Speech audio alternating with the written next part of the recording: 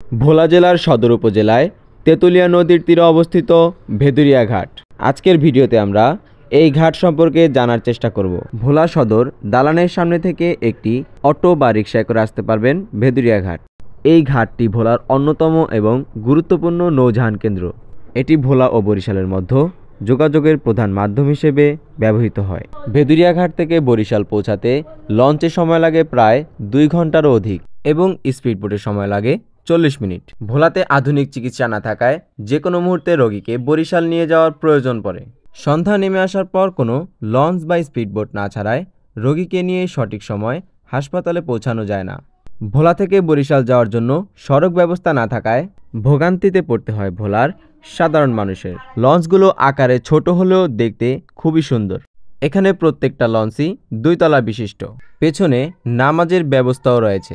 আমরা যেহেতু মুসলিম সেহেতু আমাদের সঠিক সময় নামাজ আদায় করা খুবই গুরুত্বপূর্ণ।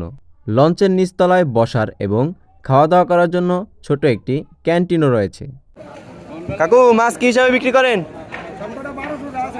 এখানে যা আছে সব 1200। তেঁতুলিয়া নদী থেকে জেলেরা বিভিন্ন ধরনের মাছ শিকার করে থাকেন। এখানে আসলে সাশ্রয়ী মূল্যে মাছও পাওয়া যেতে পারে।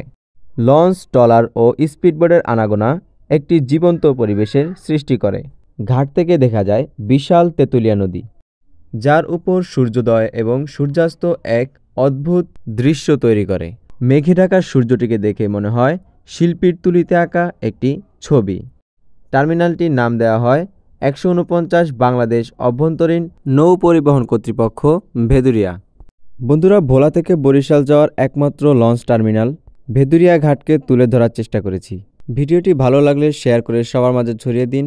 দেখা হবে নেক্সট কোনো ভিডিওতে। আল্লাহ হাফেজ।